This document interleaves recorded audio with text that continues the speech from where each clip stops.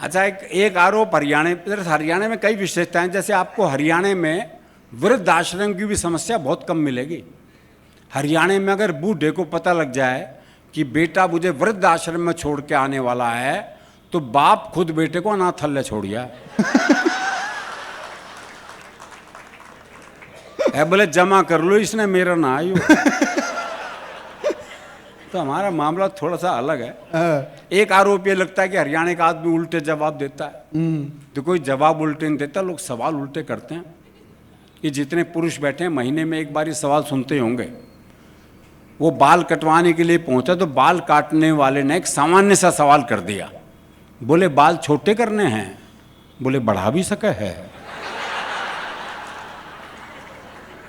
भाई सोचने वाली बात है, तो कौन तेरे बस की नहीं, वो पूछ क्यों रहा है तू? वो एक बूढ़ा बैठा बीड़ी पी रहा था, तो एक ने पूछ लिया, बोले ताऊ बीड़ी पीवे है? अब कायदे से सवाल गलत। भाई जब तो ये दिख रहा है वो बीड़ी पी रहा है, तो ये फालतू का सवाल कर क्यों रहा है? फिर क्या हरियाणा का आदमी जवाब उल्टे दे है बोले ताऊ बीड़ी पीवे है? बोले ना, अगरबत्ती सुलगाई है, धोख लगाऊंगा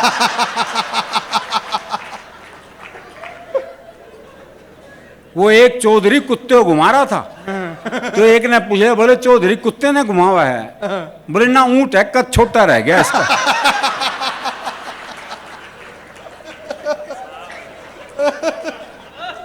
सब फालतू के सवाल हैं। आप देखो, अभी 2 महीने पहले ही घटना है। मैं अपनी पत्नी को शॉपिंग मॉल में कुछ शॉपिंग कराने ले गया था, तो एक दोस्त मिल गया। ओहो, भाभी जी को शॉपिंग कराने लाए हो? मैं कहा ना, पल्स पोलियो के ड्रॉप पिलवाऊंगा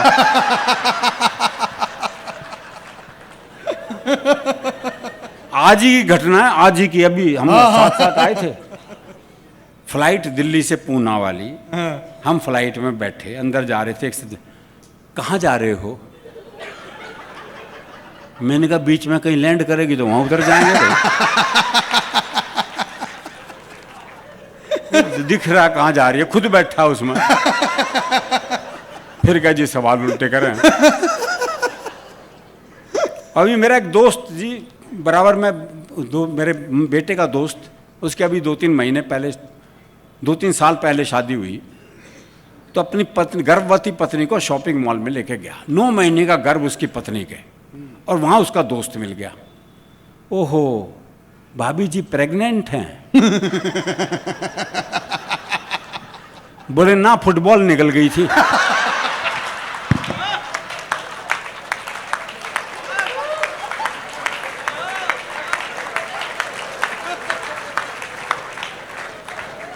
तो सब सवाल उल्टे हैं जी। वो एक अर्थी जा रही थी, लोग राम नाम सत्य करते हुए जा रहे थे, तो जो मरा था उसके छोरे से ही एक ने पूछा, बोला यो मर गया के? अजीब सवाल है जी, पर आपने देखा लोग ऐसे सवाल पूछते हैं। वो एक क्या थे, प्लास्टर बंधा हुआ था, तो एक ने पूछ लिया, बोले हाथ में चोट लग गई के? बोले ना, फैशन है वो एक की भैंस कट गई रेल से, तो उसने रेलवे में मुकदमा कर दिया। तो जज ने इंजन ड्राइवर को बुलाया और पहला सवाल उससे ऐसा किया, बोले जब ये भैंस कटी तो ये पटरियों पे थी? बोले ना जी, खेत में चल रही थी। वो तो इंजन की नीयत खराब हो गई उस पर क्या करे भाई। तो जो मरा था उसके छोरे से एक ने पूछा, बोला यो मर गया के? बोले ना, बाजार घुमाने ले जा रहे हैं इसमें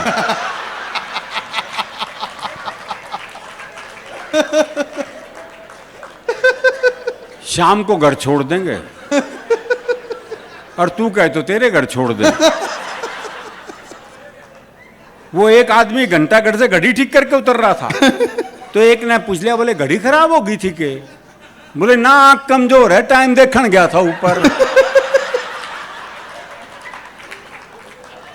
तो ये सारे सवाल उल्टे हैं जी।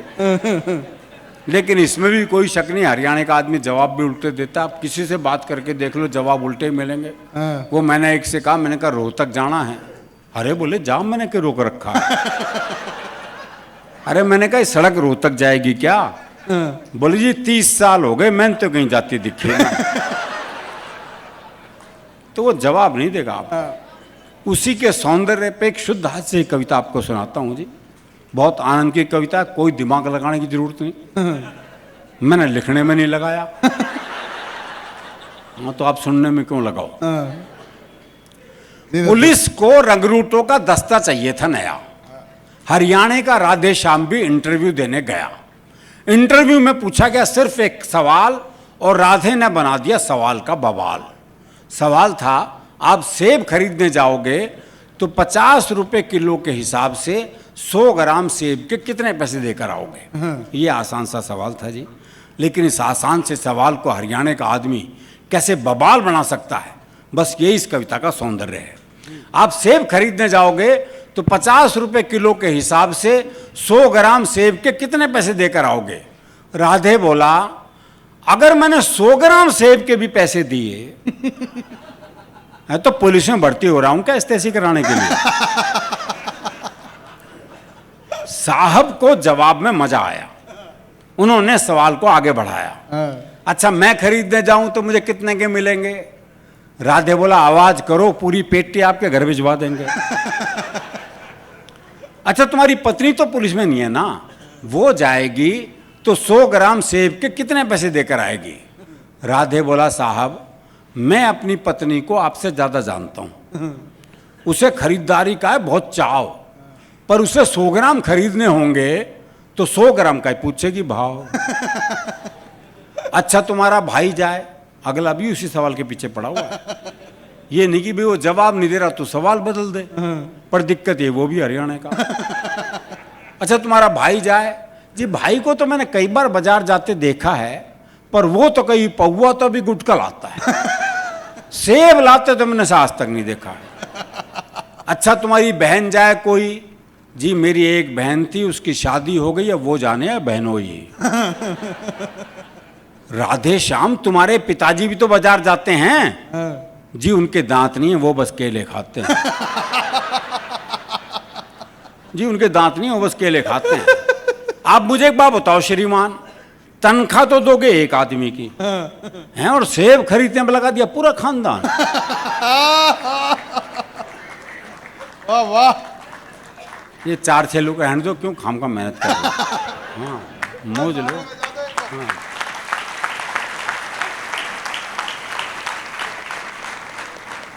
अच्छा छोड़ो, कोई आम आदमी जाए तो वो 100 ग्राम सेब के कितने पैसे देकर आए। आम आदमी का नाम सुनते ही राधे श्याम सीरियस हो गया थोड़ा। बोला, अजी साहब आप लोगों ने आम आदमी को सेब खरीदने लायक ही कहाँ छोड़ा। वाह वाह वाह वाह वाह वाह वाह वाह, जिंदाबाद। अजी साहब आप लोगों ने आम आदमी को सेब खरीदने लायक ही कहाँ छोड़ा। आम तो सेब का ठेला लगाता है, आहा आहा, खरीदने तो खास ही जाता है। वाह वाह वाह वाह वाह वाह वाह वाह वाह। आम तो सेब का ठेला लगाता है, खरीदने तो खास ही जाता है।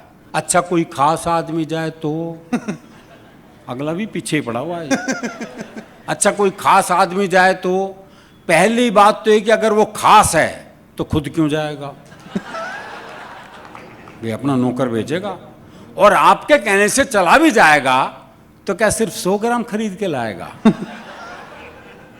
चलो आपकी अंतिम इच्छा पूरी करने के लिए 100 ग्राम खरीद भी लाए तो इसका हिसाब आप मुझसे क्यों लेते हैं।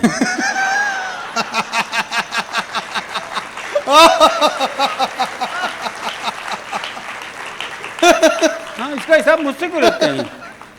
हिसाब बताएंगे उसके सीए जिनसे वो तनख्वाह लेते हैं। अच्छा छोड़ो, अच्छा इस सवाल को यहीं छोड़ते हैं। अब इंटरव्यू का रुख अब दूसरी तरफ मोड़ते हैं। देखो साहब ये तो है सरासर फरेब, दूसरा सवाल बाद में आएगा, पहले आएंगे 100 ग्राम से। वाह वाह वाह, पहले आएंगे 100 ग्राम से। तुम्हारा कोई दोस्त है राधे श्याम।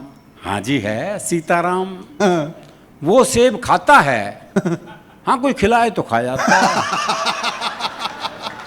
साहब आपने भी इस सवाल को खूब खींचा है, लगता आपका कोई सेब का बगीचा है। कुछ भी हो पर अब अपना जवाब ले लो। जवाब पे आ गया जी। कुछ भी हो पर अब अपना जवाब ले लो। सीताराम फल वाले को 5 रुपए देगा और कहेगा इतने के सेब दे दो। इतने के सेब दे दो। वाह वाह वाह वाह वाह वाह वाह वाह। पर इतने के कितने? अब ये सेब वाले की मर्जी, वो दे दे जितने।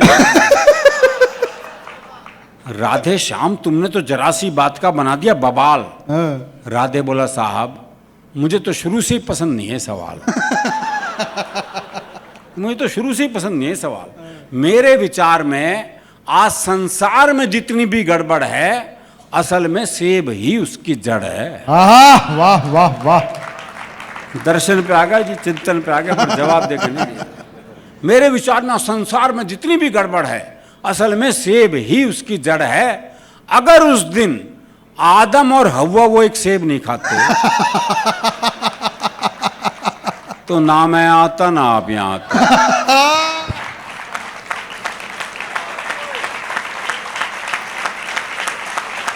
तो ना मैं आता ना आप यहां आते। ना 100 ग्राम होता ना 500 ग्राम, ना आप साहब होते ना मैं राधे श्याम। देखो दुनिया में 4 ही सेब प्रसिद्ध हुए हैं बस। पहला जो एडम और ईव ने खाया जिसका परिणाम हम देख ही रहे हैं। दूसरा वो जो न्यूटन के ऊपर गिरा। बच्चे सोचते उस दिन वो नारियल के पेड़ के नीचे क्यों नहीं बैठा था। तीसरा एप्पल वो स्टीव जॉब्स वाला एप्पल लोकप्रिय हुआ। और चौथा सेब है मेरा, राधे श्याम वाला। कहते हैं जी एक सेब खाओ तो आदमी डॉक्टर से दूर रहता है, आदमी में ऊर्जा रहती है, आदमी में ऊर्जा रहती है तो आदमी पैसा कमाता है, पैसा कमाता है तो शादी होती है, शादी होती है तो बच्चे होते हैं, बच्चे होते हैं तो टेंशन होती है, टेंशन होती है बीमारी होती है। लो और खा लो सेब।